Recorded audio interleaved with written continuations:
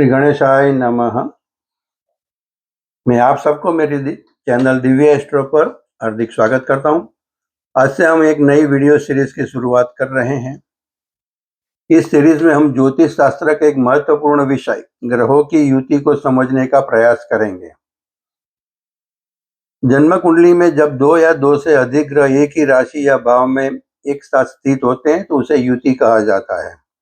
ग्रहों की युति का व्यक्ति के स्वभाव, सोच, निर्णय क्षमता और जीवन की परिस्थितियों पर गहरा प्रभाव पड़ता है। हमारी वीडियो सीरीज एपिसोड 37 से लेकर एपिसोड 44 तक हमने राहु ग्रह की विभिन्न ग्रहों के साथ युति के बारे में डिटेल में चर्चा की है। आप सभी को रिक्वेस्ट करता हूं कि वह सब एपिसोड भी आप डिटेल में एक बार सुन लें। इस सीरीज में हम विशेष रूप से केतु ग्रह की विभिन्न ग्रहों के साथ होने वाली युतियों को समझेंगे।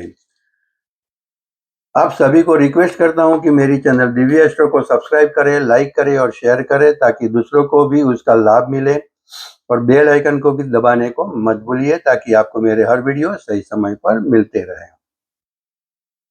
ज्योतिष शास्त्र में ग्रहों की युति कंजक्शन जातक के जीवन पर गहरा प्रभाव डालती है।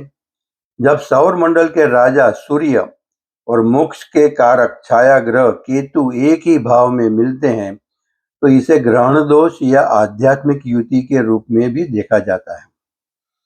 यहाँ इस युति का विस्तार से विश्लेषण और इसके प्रभाव के बारे में हम देखते हैं।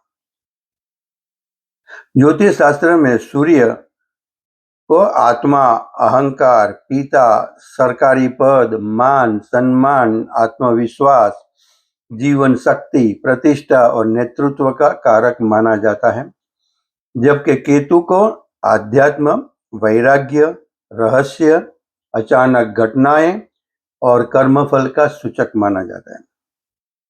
डिटैचमेंट, अलगाव, मोक्ष, गुण विद्या, ब्रह्म, अंतर्मुखी स्वभाव का भी कारक माना जाता है।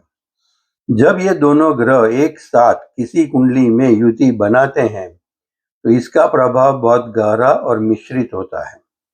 यह युति व्यक्ति के भीतर आत्मिक जागरण भी ला सकती है और कभी कभी भ्रम, असंतोष या पहचान के संकट जैसी स्थितियां भी उत्पन्न कर सकती है। जब ये दोनों मिलते हैं तो केतु सूर्य की चमक को धुंधला करने का प्रयास करता है।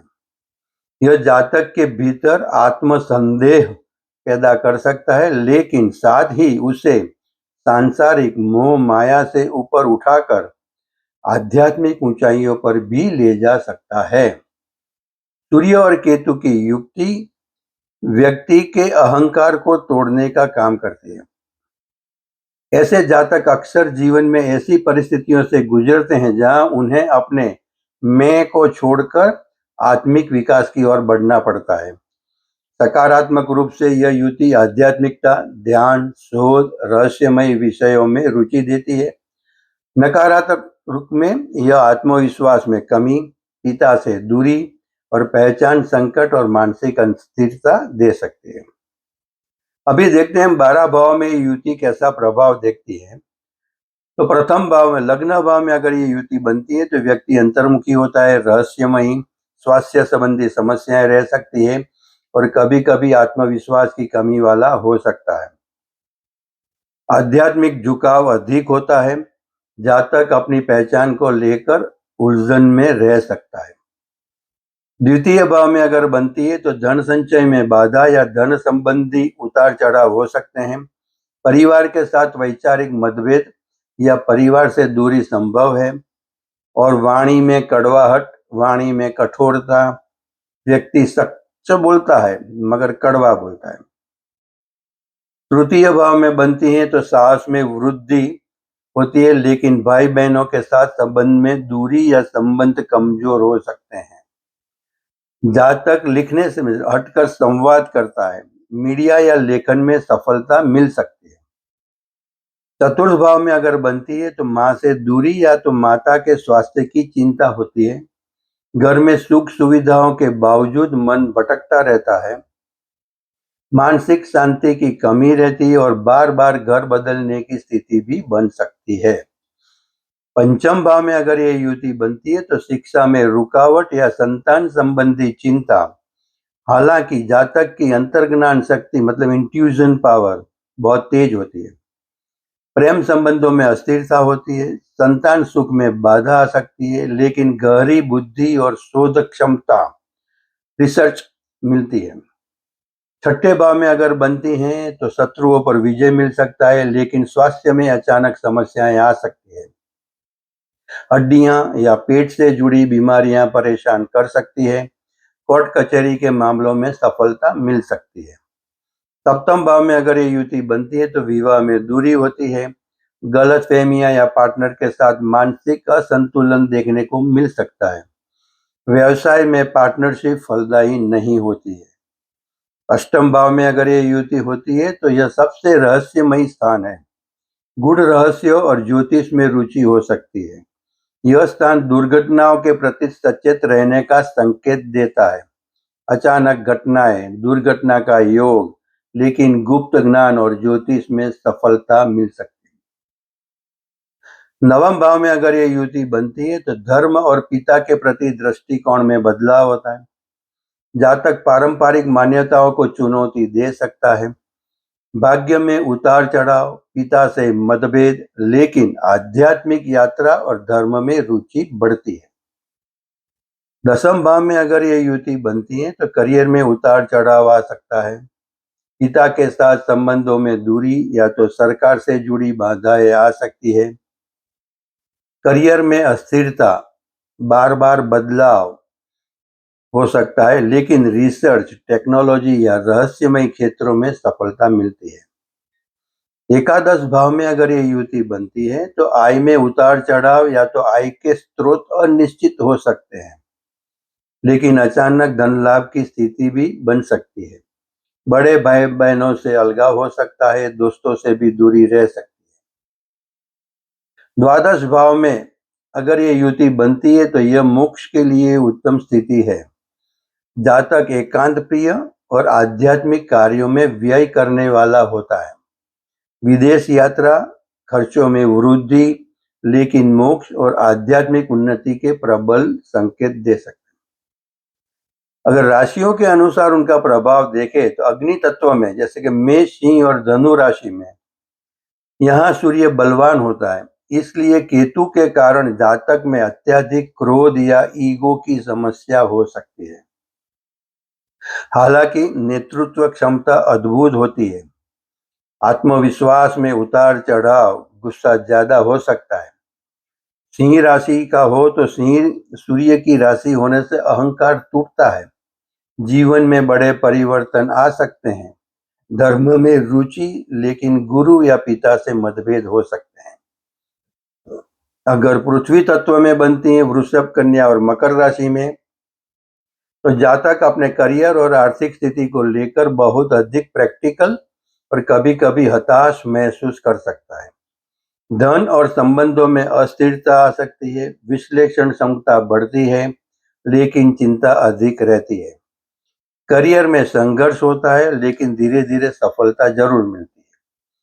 वायु तत्व में अगर होती है मिथुन, तुला और कुंभ राशि में तो सामाजिक संबंधों में बिखराव महसूस हो सकता है।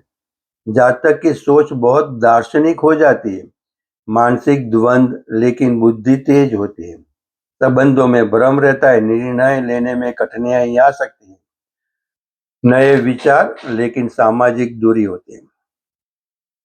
जल तत्व में होती है जैसे कि कर्क, वृश्चिक और मीन राशि में तो भावनाओं का ज्वार बना रहता है। जातक अत्यधिक संवेदनशील और अंतर्मुखी हो जाता है। भावनात्मक अस्थिरता, परिवार से दूरी हो सकती है। रहस्य, शोध और गूढ़ विद्या में सफलता मिल सकती है। आध्यात्मिकता चरम पर, लेकिन वास्तविकता से दूरी होती है। सूर्य केतु युति के नकारात्मक प्रभाव अगर देखें तो उसमें सबसे पहले होता है कि आत्मविश्वास की कमी। जातक को लगता है कि उसे उसकी मेहनत का श्रेय नहीं मिल रहा। पिता से कष्ट हो सकता है, पिता के साथ वैचारिक मतभेद या पिता के स्वास्थ्य में गिरावट आ सकती है, हड्डियों और आंखों की समस्या हो सकती है। शारीरिक रूप से यह युति विटामिन डी की कमी या दृष्टि दोष दे सकती है, भ्रम की स्थिति क्रिएट कर सकती है, निर्णय लेने में कठिनाई और सामाजिक अलगाव पैदा करता है। ये नकारात्मकता दूर करने के लिए जो सरल उपाय देखें, तो सूर्य केतु युति के अशुभ प्रभाव को कम करने के लिए कुछ सरल और प्रभावी उपाय किए जा सकते हैं।